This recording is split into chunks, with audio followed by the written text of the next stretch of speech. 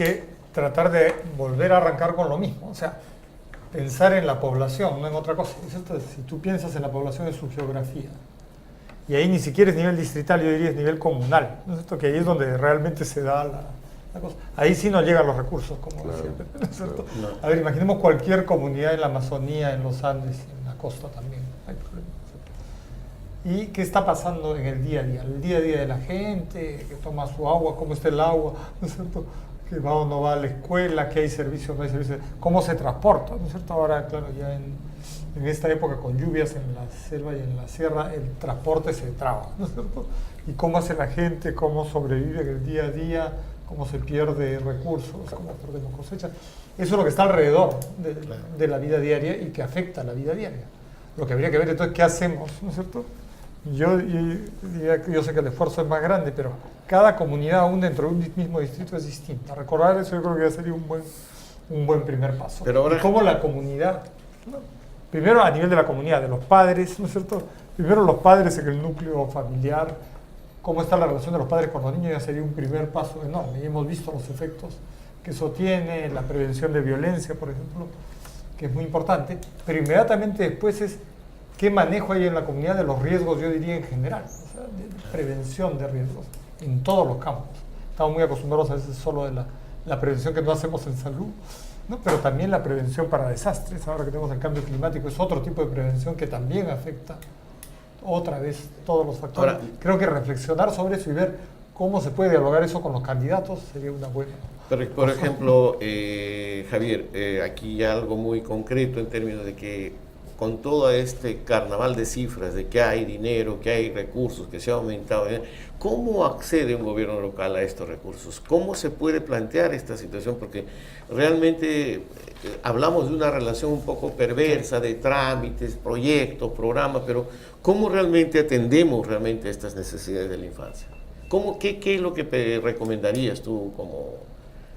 Claro que imaginemos otra vez un distrito que tiene varias comunidades, ¿no es cierto? Uno rural para empezar, porque se supone que esos son los que deberíamos ver más, tampoco los vemos.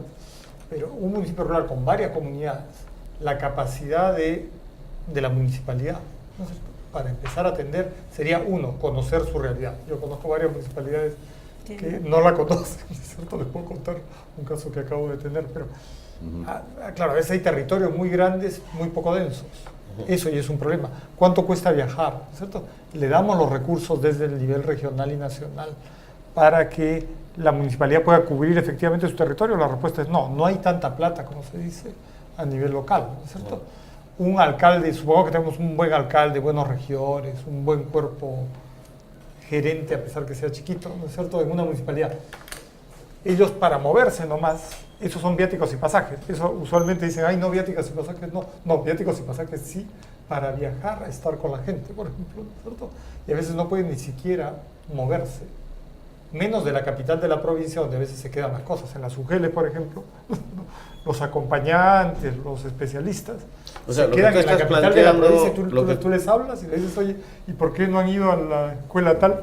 Porque no tengo viáticos y pasajes. Claro. Para empezar, digo, eso son suma de recursos locales, regionales, nacionales, pero el municipio tiene que aprender también a hacer lo que tiene que hacer, aunque no tenga, siempre van a faltar. Acceso y gestión de recursos. Sí, pero primero yo diría conocimiento, ¿no es cierto? Claro. Conocimiento de realidad que a veces no está. Y de ese conocimiento es cada proceso en salud, en educación, en agua, en lo que sea, cómo se da en mi territorio ahora y qué falta. Y lo que falta, sí, si ya no llego yo con mis recursos, por supuesto, hay que exigirle bien a los otros niveles de gobierno que cooperen. Porque la plata, por ejemplo, ¿por qué la direza no llega a no sé dónde? ¿No? ¿Por qué no hay los recursos elementales en una escuela multigrado? ¿No es cierto? La utilización de recursos bajo el enfoque del SNIF en nutrición infantil como un complemento del articulado nutricional es bastante nuevo y no llamaría la atención tanto que los niveles de propuestas de proyectos de inversión en ese campo todavía no tengan la magnitud. Pero si tomamos como ejemplo el articulado nutricional 2008, tenemos ya 5 años de implementación. La asignación de los recursos se realiza fundamentalmente por un acuerdo entre el Ministerio de Economía y Finanzas y en este caso el Ministerio de Salud. Y hay muchas partidas en las cuales los gobiernos locales no tienen ningún tipo de asignación. O sea, y no solamente depende de la capacidad de ejecución del gobierno local, sino que tenga las partidas asignadas. Por otro lado, tenemos el problema, que ahora es un problema desde este enfoque, de la descentralización. ¿Cuántas de las competencias que tiene salud han sido realmente transferidas y cuáles se están ejecutando? De acuerdo a la ley de descentralización, los gobiernos locales son responsables de las políticas de educación de atención primaria. En la práctica, en muchísimas áreas que son claves, no hay ninguna forma en que a través del presupuesto, de los programas presupuestales, de presupuesto por resultados, los gobiernos locales tengan acceso. Y es peor, el gobierno central, que antes tenía por lo menos una función rectora muy precisa y muy definida, y que en el sector salud se ejecutaba muy bien, en este momento por la descentralización la ha perdido. Entonces va a depender primero, desde un enfoque estratégico, de que una macropolítica se adopte a nivel regional y que el nivel regional comience a crear mecanismos facilitadores con los distritos, con las provincias, distritos, centros poblados, y llegar a la gente. O sea, es un proceso que no es fácil, pero lo peor desde mi punto de vista es de que no veo ningún tipo de avance. ¿Cómo se podría aprovechar esta coyuntura electoral? Entonces, porque hay que establecer ciertos mecanismos de demanda también y de acceso a este tipo de información, ¿no? Por ejemplo, la nueva autoridad debería saber, debería conocer, debería tener algún tipo de protocolo de metas, desafíos sobre este tema.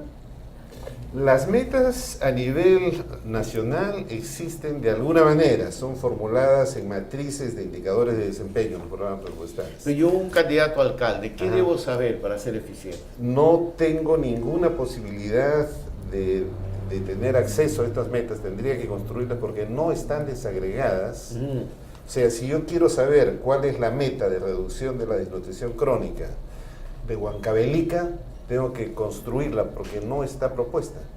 Está propuesta a nivel nacional y después se supone que... Pero hay los planes regionales.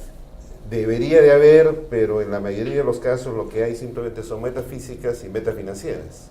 Y la ejecución depende de lo que hagan las DIRESAs, las DISAs, las microredes, redes y establecimientos de salud. O sea, falta planificación, falta mecanismos de seguimiento y evaluación, falta saber cuáles son las metas locales, y eso es a nivel del país. Sin eso no tenemos absolutamente ninguna posibilidad de hacer gestión. En la salud materno-neonatal creo que toda la población, todos los que conocemos tenemos una formación, tenemos que ser conscientes que es el buen comienzo para la vida, porque sobre eso viene la educación inicial, sobre eso viene todo lo demás. Entonces, eso debería ser, más allá del discurso, algo que las futuras autoridades, si sean candidatos, debieran de conocer. O sea, yo creo que para el Grupo Impulsor sería una buena cosa compartir estos aspectos que se están señalando. De 0 a 3 años es la edad en que el ser humano tiene el máximo potencial de desarrollo neurológico en cuanto a sinapsis y a una serie de aspectos, que eso está científicamente probado. Entonces, esa es la edad crítica y no nos podemos descuidar del tema de estimulación y el tema de afecto, porque no es, lo decía Ricardo Morales, ¿no?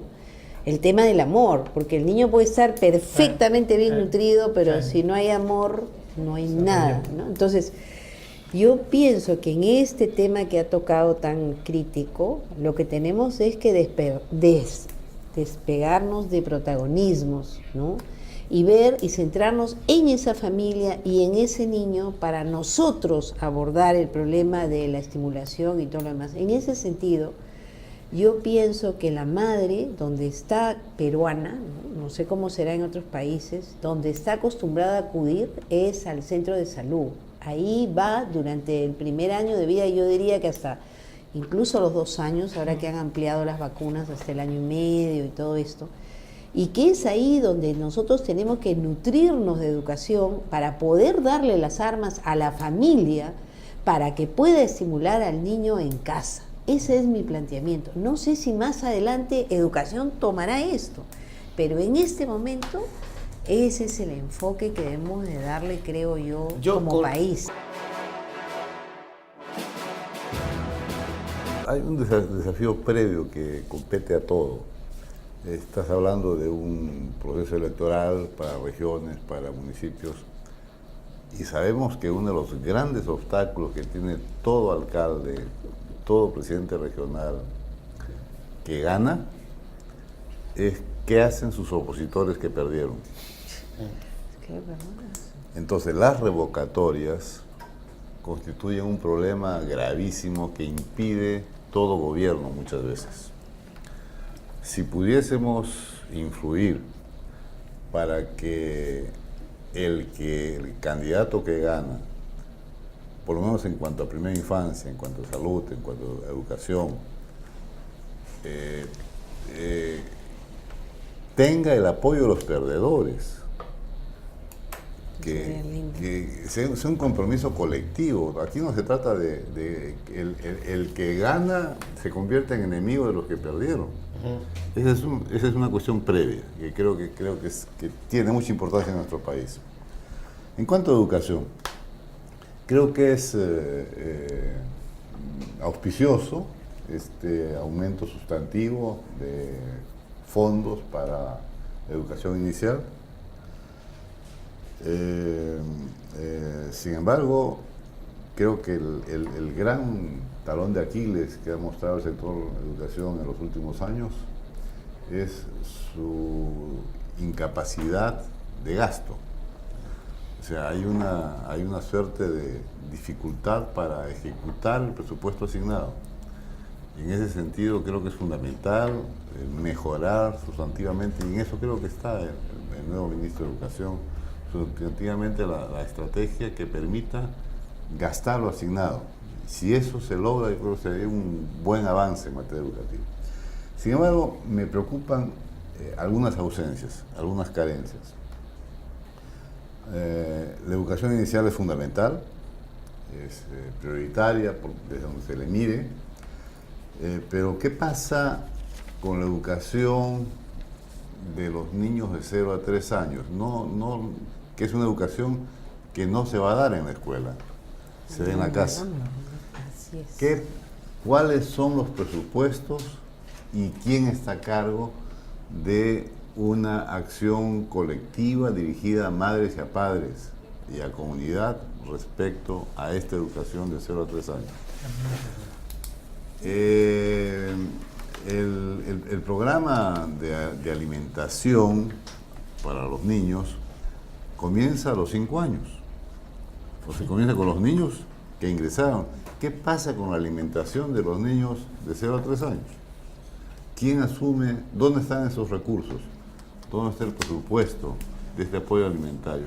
Eso me parece que es una carencia innegable, y esto es parte de una carencia mayor, o sea, la falta de unidad de criterios para ubicar a la primera infancia como una cosa integral, una cosa que necesita una conducción que permita que no haya este tipo de vacíos, claro, ni en el presupuesto ni en el accionar. Tú estás poniendo un tema aquí que creo que merece una discusión en el próximo bloque, porque creo que importante. Has puesto el dedo en la llaga. Exacto, o sea, se está hablando de presupuestos, dinero, etcétera, pero lo que tú estás planteando, que en el término de la política y programa 0 a 3 años, no falta más especificidad y claridad de política de gobierno integral que ataque este tema. Entonces, creo que hay una situación un poco amorfa, desprotegida, un poco que hay un Cunamás, un Guaguaguasi que sobrevive, hay un centro de salud que atiende materno,